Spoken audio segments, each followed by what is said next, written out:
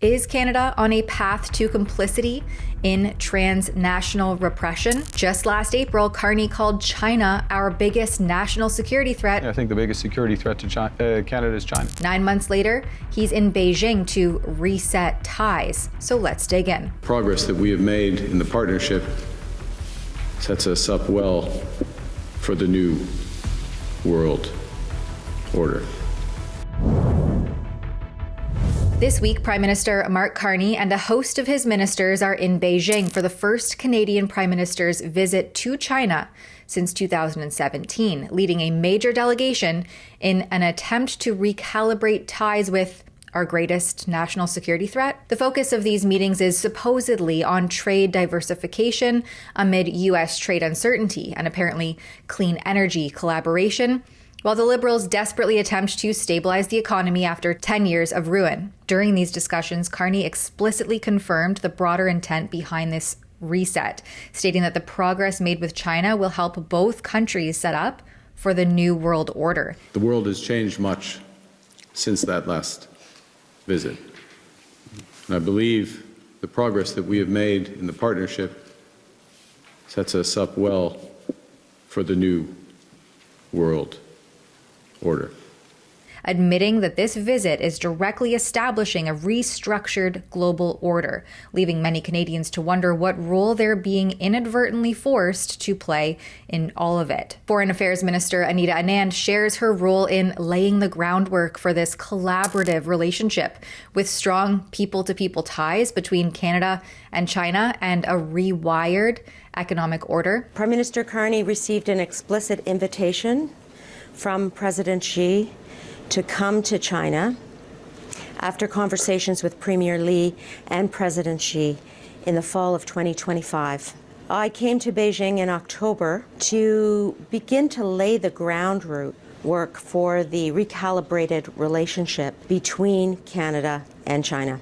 Over the course of the next few days, we will discuss the trade relationship between our two countries, and we will also examine other opportunities for collaboration between our two countries, given the strong people-to-people ties between Canada and China. This is a new government with a new Prime Minister, a new foreign policy, and a new geopolitical environment.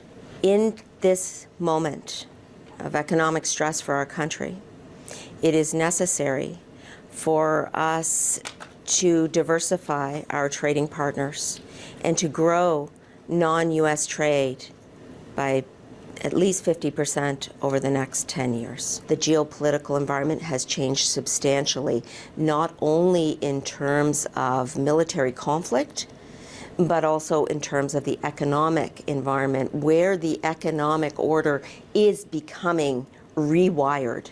As a result of that rewiring, Canada has taken a number of steps under Prime Minister Carney. First, unveiling 10 national projects, working on building the domestic economy and eliminating internal barriers to trade. Second, diversifying supply chains and trading partners. But can you tell me how it led to coming here to China? With the world's largest economies, including India, where we have agreed to start negotiations on a comprehensive economic partnership agreement. China, another one of the world's largest economies and Canada's second largest trading partner, is certainly high on the list of a country where we need to sit at the table and have a negotiation and ensure while we are doing that, that we are representing Canada's security interests and the interests of Canadians. As I said, that is a complex issue. It is a complex relationship, but Prime Minister Carney is here to recalibrate the Canada-China relationship, and we as a group of ministers are pleased to be joining him. Anand frames this dialogue as a key to success, yet There's no breakthrough on Canadian canola tariffs that are hitting farmers hard. Global News reports that agreements have been signed on boosting two-way tourism and combating crime. But listen to the shocking steps reporters had to take to prevent espionage while in Beijing right now. We're using burner phones for the first time when we covered this because China spies on journalists and businessmen. China intercepts communications. Is China really the right kind of partner for Canadian industry? Listen, we've been clear-eyed. We're eyes wide open. We know this. But there's been investments by Canadian companies for years here. Tomorrow I'm meeting with Magna. Magna, one of the biggest auto parts companies in the world. They have 30,000 people working here. We're meeting with Manulife. We're meeting with BMO. These companies have been in China for years. Now, obviously, we're having these conversations with the Chinese government.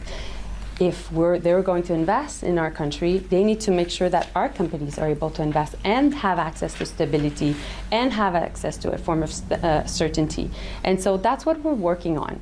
When we engage with China and we engage with businesses like Tim and I have been doing, we put everything on the table to address these risks. And that's why this visit is so important, and it's been a focus of the Prime Minister. Carney's team and the likes of Industry Minister Melanie Joly insist on guardrails for security, but the tone has undeniably changed from Carney's debate day warning just 9 months ago in April of 2025. Well, we're in a security section. I think we didn't have a chance to talk about anything internationally. I think the biggest security threat to Canada is China. Meanwhile, Energy Minister Tim Hodgson says China shares Canada's net zero goals. This was a framing around Canada and China sharing a view on how to get to net zero. This was a framing around how we work together in, yes, conventional energy, but also in clean energy. I guess he forgets that even by the cozy government contractor McKinsey's own numbers, China's global emissions keep skyrocketing, and Canada's, in comparison, are so small that they don't even earn a spot on that chart. While Carney is busy cozying up to the Chinese Communist Party, the CIA is running Mandarin language videos on social media, telling disillusioned Chinese officials how to securely leak secrets to them through Tor, dark web tips, because they're desperate for inside truth on Beijing's plans. Prime Minister Mark Carney talks dialogue while U.S. intelligence hunts for cracks in the regime. If that isn't the reality of current global affairs, I don't know what is. So here we are, Canada deepening law enforcement cooperation with China under Xi's Global Security Initiative, complete with intelligence sharing dressed up as fraud prevention. It might sound benign. We only have to look back 3 years to a 2023 parliamentary report warning that China actively undermines our democratic institutions and fundamental freedoms. Fast forward to today, and Prime Minister Carney is talking security with that same regime. If you haven't seen the explosive network of connections mapped by David Simirich at Moose on the Loose, it exposes Carney's conflicts and extensive ties to China in a way that makes his intentions impossible to dismiss as a coincidence. At this point, the question isn't whether Canada risks becoming an accomplice to transnational repression. It's how far down the path we already are. For Rebel News, I'm Tamara Ugolini. Mark Carney misled Canadians about Brookfield's offshore activities, profiting from global green schemes while squeezing Canada's resource sector. He shields himself from accountability by exploiting conflict of interest gray areas and hides behind bureaucratic jargon to push radical, ideologically driven green slush funds. Stay informed on this topic and others at thecarneyfiles.com. And while you're there, please consider supporting our work on it too. All of that at thecarneyfiles.com.